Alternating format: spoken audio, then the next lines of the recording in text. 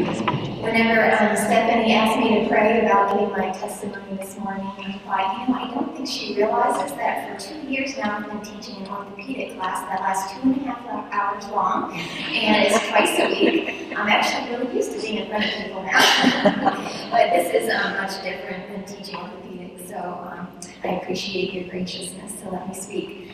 And also I was a little bit overwhelmed because all of you all are what I call spiritual juggernauts in my life. So they're my spiritual mentors and taught me so much, and it's a little bit overwhelming. I thought to myself while I was praying and said, Lord, I feel like I'm going to be in front of a bunch of world-renowned orthopedic surgeons, and I'm going to be saying, this is how I do total joint replacement. And he said, no, Lizzie, that's not it at all. You're just a little soldier, and you're coming back to give a field report, and just letting them know about the provisions and the prayers that they've sent you and how it worked out on the field. And I thought, well, I can be a little soldier. That's what I want to be. So that made it a lot easier. But I don't really remember when, but I always used to think that I would be someone that had a short life. I always thought I was going to die young for whatever reason. And it never really frightened me. I've known Jesus at a very early age, and since a very early age, and I've always been kind of excited to get to see Jesus face to face. And I had been diagnosed with various weird illnesses along the way. And in high school, I got ulcerative colitis, which is not life-threatening, but when you let it go like I often do, I end up in the hospital with half the blood that you're supposed to have circulating in your body, and that's not real compatible with life. But Jesus kept saving me. And in 2013, if you remember that song, Oceans, that came out, I started praying that prayer that said, make my trust without borders. And so Jesus always answers those prayers. So it was challenged. I had an ulcerative colitis flare in 2013. And I don't really think I really quite got over that, but I was unable to do floor nursing anymore and went to home health. And then I wasn't even able to do that. And so in January of 2014, I had a nice job in case management at St. Joseph Hospital where it was a desk job, and I didn't have to do any heavy lifting, and my body could handle that. But after New Year's Day, I think it was probably January 2nd or 3rd, I was really, really sick. And usually my husband has to take me to the hospital kicking and screaming. I like being in the hospital as a nurse, but I hate being a patient. I hate it with all my heart. And so when I told Jim, I think I need to go to the hospital, he knew there was something seriously wrong. And so we got there, and I had hardly any white blood cells, no hemoglobin, no platelets, barely any. And I thought, gosh, I think you need to run those tests again. I'm pretty sure that's wrong. And then they took me up to the floor and started giving me blood and all that stuff. And all the while, my creatinine, which is it measures your kidney function, it was starting to climb. And as a nurse, two things really freaked me out, and I said I never would do them. As a patient, everything else I can handle. I'm fine with burn dressings and all sorts of yucky stuff that nurses have to deal with, or just like washing the dishes and doing the laundry for me. But two things I absolutely hate, and I said I'd never do, and that was bone marrow biopsies and hemodialysis. And when I was that sick, I had to do both of those things lots and lots of times. So when it comes right down to it, you end up saying okay. But so I was in the hospital. They weren't really sure why my blood was being so crazy. They did all sorts of tests, and nothing was conclusive. Everything was conflicting. And you all were praying, and all sorts of folks all over were praying for me. And some of my friends, Kim and some of my friends, put up posters in my hospital room with scripture. It was just plastered all over the walls. And some of those, one of them was Psalm 23:1 that Cricket had showed me. The bare bones translation is Yahweh, my shepherd, no lack. And that was so true. And also all of me, for all of you, was up there. And I am yours and you are mine. So all of those scriptures were so, so encouraging. And I was in the hospital for at least about a month.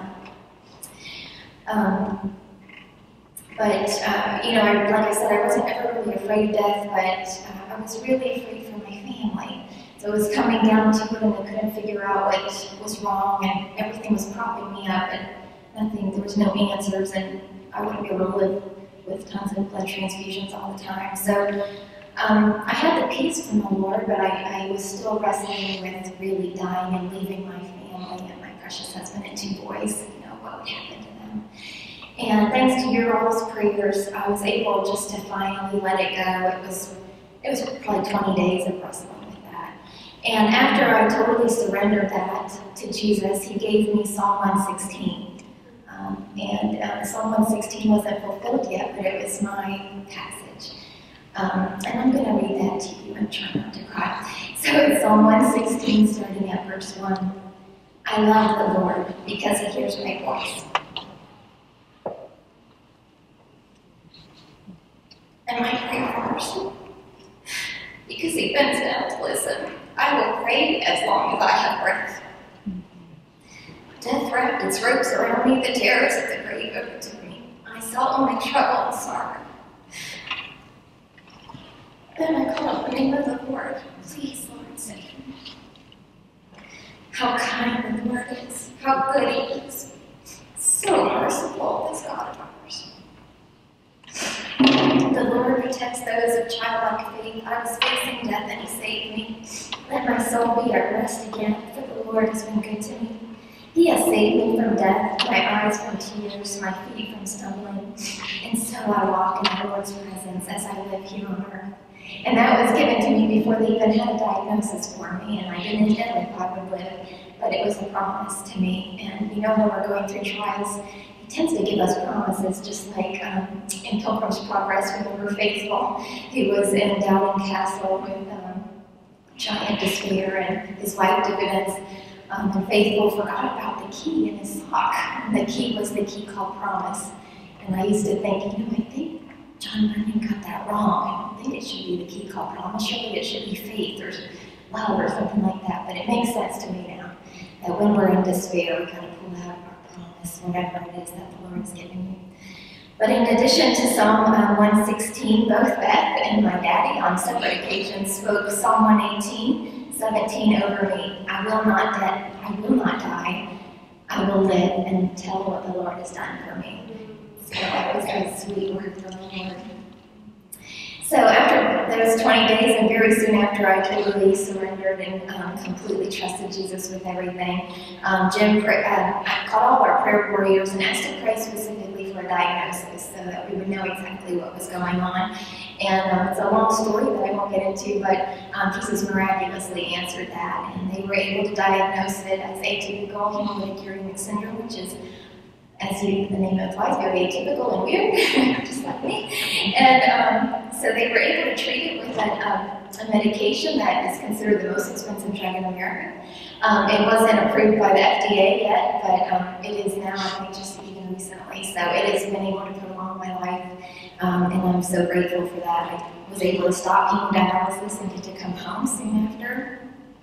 But that really wasn't the end of our trials. The challenge to the borders of my trust were, again, challenged. And as I was on medical leave, my case management job was terminated. So here we really didn't have any income. I was really, really sick. We had all sorts of medical bills, not just mine, but some of my family members as well.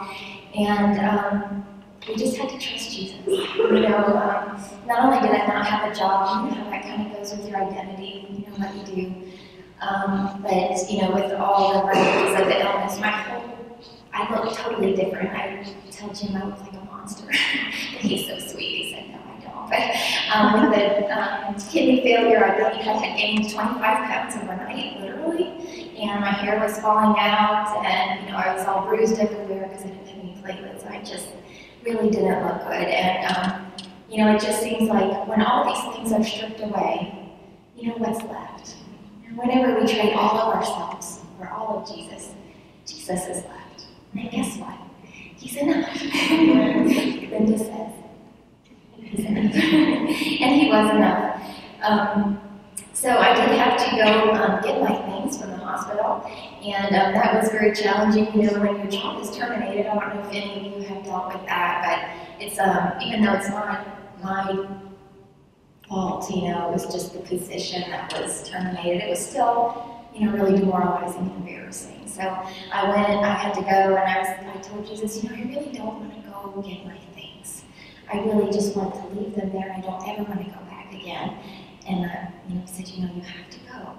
But in my Exodus, you know, when Moses says, you know, I can't go without you, he says, and Jesus said, or God said, I'll go with you. And Jesus told me, no, I'll go with you, God. I'll go with you to get your things. And he went with me, and he provided, and I didn't pass out like I thought I might, and I really wasn't that embarrassed like I thought I might be, and he was so present. But all that time, the 6 months without a job, you know, it was challenging to trust Jesus day by day, and me and my husband joke about worry. I used to be, you know, just worry about everything, and he would tease me and say, you know, Liz, if you just worry a little bit more, then you can be guaranteed that it's going to be okay. Funny sense of humor. But in my mind, I think, gosh, you know, if I lived in the Exodus time, I think I would be, you know, even on day 14,000, whenever the manna is getting ready to disappear, I could see myself in the tent flap looking back at Jim and saying, what if there's no manna tomorrow? What am I going to do if there's no manna tomorrow? But by 14,000, we should know that there will be manna tomorrow.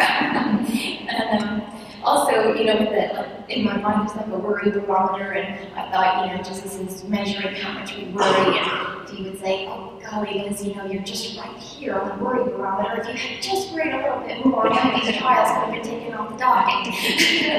But that's not it at all. We don't need to worry, and I really was learning that in a big way.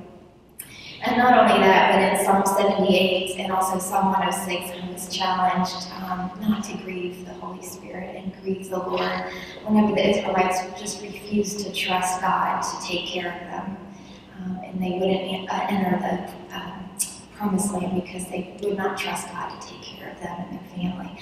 So whenever, even still, as they go through different trials, I'm always reminded of those two Psalms and pray that I wouldn't grieve the Lord and not trust Him.